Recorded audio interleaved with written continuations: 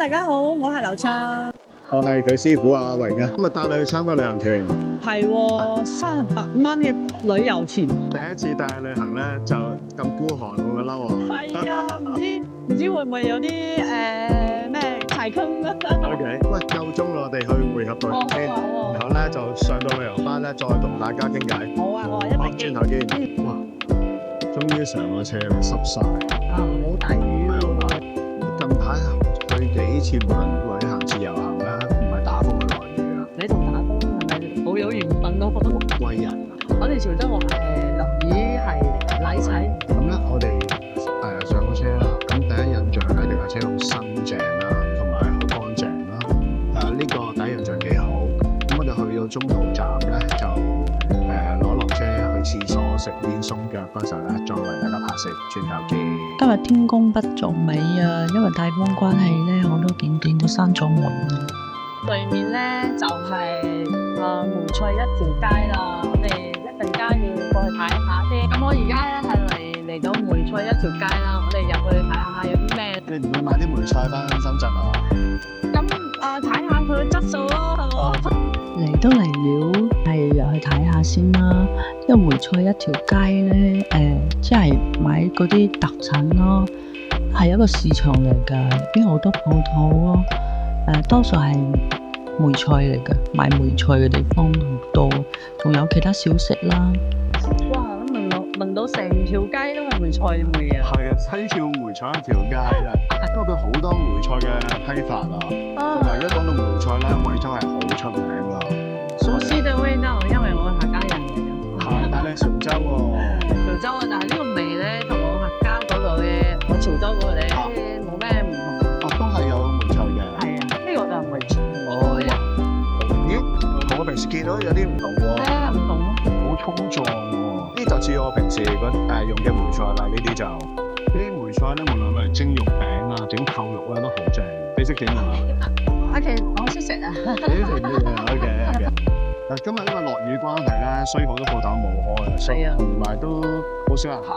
定地。係啦，呢條街主要都係賣啲小食啦，同埋賣嗰啲乾貨啊、梅菜為主咯。喺度食飯嗰時，睇下佢38蚊嘅團餐係咪啲質素。我哋而家咧就到咗食飯地方噶啦。我哋而家到咗呢個龍昌海鮮酒家，睇裝修咧好唔錯喎。唔差，唔知啲最重要食物。我哋頭先買咗呢個啱賣叫喎，我而家試下佢咩味道先啊。有啲鹹香，而家咁咗啱炸完咧，佢咁好食，香佢真係嘥嘢。呢個白飯咧真係粒粒分明咯。試下個鹽焗雞，都有鹹香。38蚊嘅團咧，第一樣餸已經有驚喜喎。因為已經超過800蚊嘅價值啦。隻雞都唔止30蚊。係啊，蒸水蛋，佢入邊有蘿蔔絲嘅喎，呢啲蘿蔔。唔係，冬菜係咪？係咩？係咪？我食到係蘿蔔絲嚟㗎，試先蘿蔔嚟㗎。試下呢個鹹間靚度，裏面好嫩滑，不過咧肉係少啲。咁我而家咧係要試下呢個客家又出名嘅梅菜扣肉，試下啦。一模一樣味啊！我好似嗰盤菜一模一樣，唔多唔多。呢個仲白，都係一流。大家試下呢個梅菜咧，我覺得咧好新鮮㗎。咩？我仲以為係骨大條啦，啲大條啦。試埋個湯先，茶樹菇湯，同我整嘅一樣。咁我哋而家呢啲菜咧就做完啦，我哋要食完呢啲菜先。咁我哋咧去到下一個景點咧，再為大家拍攝。下定見啦！我哋試下，覺得呢餐滿唔滿意先？哎呀，好滿意啊！38蚊㗎，超過呢個價值啊！我初嚟都有啲擔心嘅。都係。今日第一次帶出嚟旅行啦，參加啲咁平嘅團咧，好驚你哋失望咧，就以後唔跟我去玩呢啲短線團。點算啊？點知你之前咁驚喜喎？係啊，質素好唔錯，又好食，又好食，又多款式。係。下次再有啲團，你跟唔跟落出嚟？跟啦，肯定跟啦。咁要咁嘅質素都唔錯噶。咁就我哋玩啲咧又平嘅，係。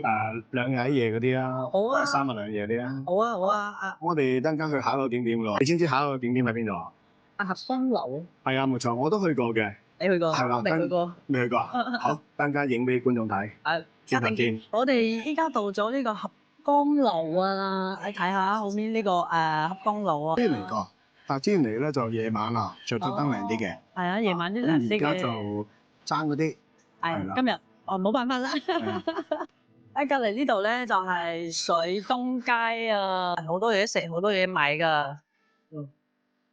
落雨嘅關係咧，入邊都冇咩人啊，啲鋪頭都閂咗門啦。如果夜晚嘅話咧，會更靚啲。而家日頭咧就冇咩好睇咯，都好多小食店喎。不過呢條街咧都好，都幾暗盤街嘅。哇！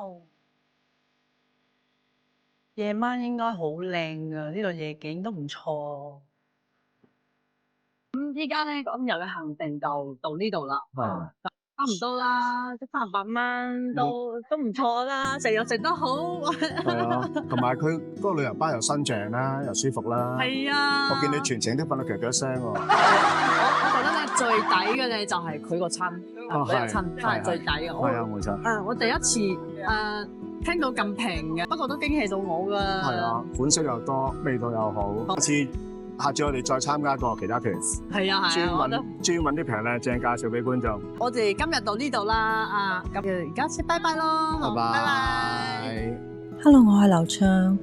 如果你哋鍾意嘅話咧，歡迎訂閱同埋留言啦。